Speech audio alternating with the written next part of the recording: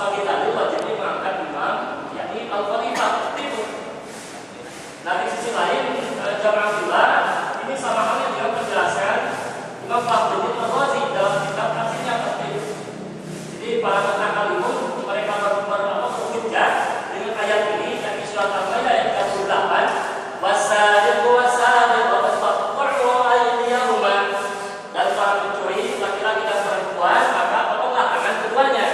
Jadi para ahli kalam berdalil dengan dalil ayat ini bahwasanya wajib bagi umat untuk mengangkat di antara untuk mereka ini seorang imam tertentu yang khalifah, dan dalilnya adalah Allah Subhanahu wa taala mewajibkan dengan ayat ini menegakkan sanksi hukum potong tangan terhadap para pencuri ala salat wa zina, terhadap para pencuri dan juga para pezina. Wazani fajlidu kulla wahidin minhum mi'ata jaldah.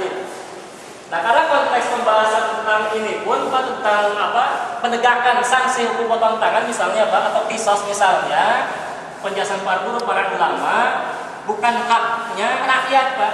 Misalnya ada pencuri Pak, itu kita tahu memotong tangan bagi pencuri itu hukumnya wajib. Dia mencuri malik emas, sudah memenuhi nasabnya untuk dipotong tangan dan alasannya bukan karena kelaparan, kan? Maka dengan serta-merta misal kita ambil pisau dan potong tangannya, itu kita dosa Pak. Karena bukan sholat dia, bukan kewenangan kita, tapi kewenangan seorang imam. Itu dijelaskan para ulama. Itu pasti. Nah, belum jelas wajib ma'atul ummah ala annahu laisa li ahadin ra'iyya. Karena umat ini para ulama telah sepakat bukan haknya untuk seorang pun rakyat untuk menegakkan hukum had tadi Pak. Karena itu merupakan bala ajma'u ala annahu la yajuz mahkamatuddin ala illa lil imam, kecuali bagi penguasa. Nah, dalam kaidah syariah dikatakan ma la yatimul wajib illa bihi bahwa wajib. Suatu perkara kewajiban yang tidak akan tegak kecuali dengan perkara lainnya, maka perkara lain itu menjadi wajib hukumnya Pak.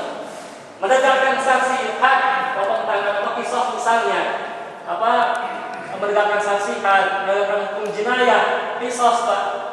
Atau misalnya ketika Islam bicara tentang rukun dan sah salat, maka sebenarnya Islam pun dalam kitab-kitab para ulama, dalam kitab pesantren juga bisa kita temukan mereka bicara hukum sanksi bagi hadats salat, bagi orang-orang yang meninggalkan salat. Hanya saja ya PR besar untuk kita apakah kita sudah memaafkan umat atau tidak.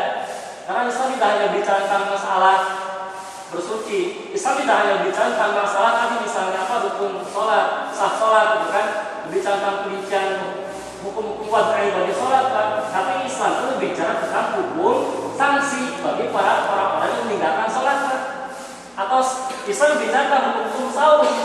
Kita menjelang Ramadan pas sekarang, Islam itu bicara tentang sanksi bagi orang-orang yang meninggalkan saum atau orang-orang yang menghalalkan meninggalkan kewajiban meninggalkan saum.